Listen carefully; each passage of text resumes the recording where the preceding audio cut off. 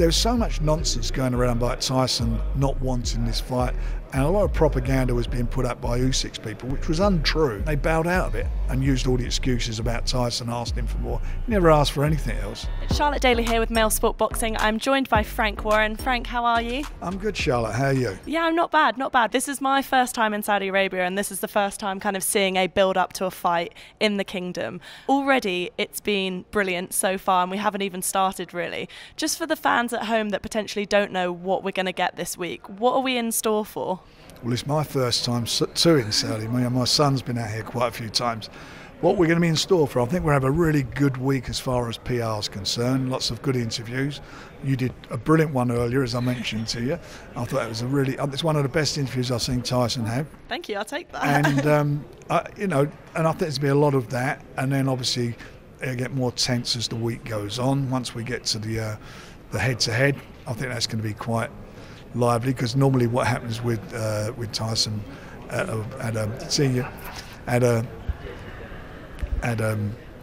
those events is that he changes. He goes from being that sort of nice, amenable guy and gets into fight mode, and he will be in fight mode.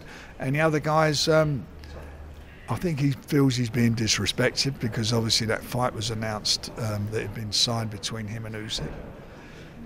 That wasn't done deliberately. That was only done because we lodged the contracts for the fight with the IBF, and we knew it would leak. So we felt it would be better it was leaked from us rather than elsewhere. So I think he's a bit annoyed about that, and I'll get that and understand that. But whatever, it's done. So that's going to be interesting. The weigh-in again will be interesting, and then on obviously fight night, it's going to be something spectacular. This arena's only been constructed and built within, I think it's 3-4 months. 26,000 seat arena, and the light show and everything that goes with it is going to be something special. There's 2 rings. There's a ring outside for the undercard, and then once the undercard's finished, everybody will move into the main building. Oh, wow. For the event. So that is going to be something special. That's pretty cool. And it's not a fight that people thought that Tyson would take next, and I know there's been a lot of criticism around that. Do you think that some people are being slightly naive, calling it kind of a crossover bout, referring to the YouTubers versus the boxers, that we've seen before? This is 2 men at the top of their own. Well, they're not, UFC's not YouTubers. No, the crossover like misfit stuff. I understand that. I mean, he's a professional professional boxer. He doesn't sit behind a keyboard for a living, and he's not a prankster. This guy has been a professional fighter in his field, MMA fighter, since God knows how many years. And look at his journey that he's had, where he's come from the Congo, the way he's got here. I mean, everything's been tough. So this is a real tough guy who's the best at his discipline, UFC. Now, I've never really watched a lot of UFC. My ignorance in not doing so, but I have now, and I've obviously seen a lot of Francis fights. And I hear where people come from, but if you look at it and think about, here's a fella who's a strong competitor, the best at what he does in his field.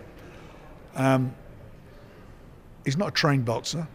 He's been training, and I know he's sparred with a few fighters that I've been involved with, Joe Joyce for one, who said he shapes up fairly well. He said he hurts you when he hits you. And that's sparring. That's with the big gloves on. And I think to myself, what can he do to beat Tyson Fury? For me, he can't outbox him. Tyson's been a professional boxer since he's 18 years of age. Top of the game, he's the best heavyweight in the world. So how does he beat him? He beats him because he's got to knock him out. And how does he knock him out? He's got to catch him, and how does he catch him? He's got to put Tyson out of his stride. He's got to actually jump on him from the beginning. He's got to rough him up, because that's what they do in UFC. You've seen it. They're on the floor. They're grappling. They're doing. Well, obviously, he can't do that because it's under rules. But he's going to have to be really physical in this fight. Really physical. He's got to impose himself on him, and he's got to then try and land his bombs. Yeah. And that's the only way I think he beats him. What does Tyson do? People think he's going to get up on his toes. He's going to move around and jab and move and whatever. I don't think he'll do that. His last 4 or 5 fights, especially the ones against Deontay Wilder, who statistically was the hardest punching heavyweight in the last 50 years or so, he stood toe-to-toe with him and dukes it out with him. And he's in the last fight, he's on the floor twice. He had to get off the floor. I think that's what will happen. So I think this is going to be exciting. I think it'll be very, very short, but I think it'll be exciting. And hopefully, I hope Tyson comes through it, and I think he will do. But whilst it lasts, it'll be exciting. You said there about the fact that Tyson's going to try and get him out early. He said that himself, that he wants a knockout within 6 rounds. Do you think there's actually a pressure on Tyson to get him out, to prove the difference between the professional boxer and the UFC fighter? I think any fighter, it's an old adage in professional boxing, you don't get paid for overtime. So you get rid of the guy as soon as you can, and when the opportunity happens, and if the opportunity is there, he'll get rid of him. I mean, for us, no one knows how this guy's going to shape up. I mean, I've heard people talk about, oh, you've seen him on the pads. Pads don't hit back. So that's somebody holding up something. I'm not interested in it. I want to see what he does on the night, and it's how Tyson copes with it. Tyson's the guy who's got everything to lose. Ngannou's got nothing to lose. Not a thing to lose. Everything for him is a gain. Tyson is putting everything on the line here. Yeah. And as you said, there is pressure on the bout in terms of just kind of street cred, but also you mentioned earlier that the Usyk bout has been announced and is hopefully taking place on the 23rd of December. What would a loss against Ngannou do to that fight, do you think? Well, a loss, the fight wouldn't go on the 23rd. It depends what the loss is. If it were going to be on the 23rd, that would obviously be a problem. Depends. I mean, look, anything can happen. You know, we've seen it so many times.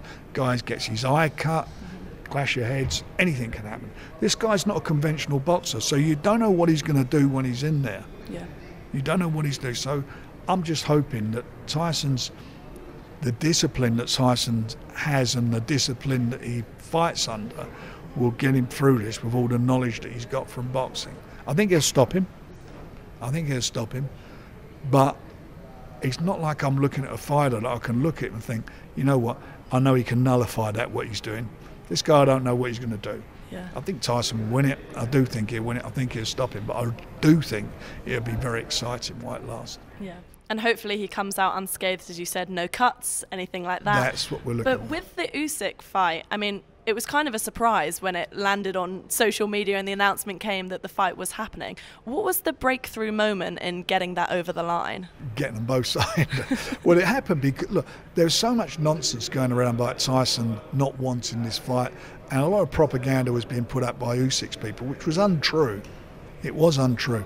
Tyson signed for that fight last year, and it didn't happen because the promoters over here at the time, Skills Challenge, could not deliver the venue. They said there was problems with the venue, so it was going to happen first in December. Usyk was injured, then it was going to be February, then it was going to be April, but they couldn't do it because of the venue. Then we tried to get it on in London. We agreed to terms, and then they were offered to come back to do the fight over here this December with Skills, and they bowed out of it and used all the excuses about Tyson, asked him for more. He never asked for anything else, not a thing, and it all fell by the wayside.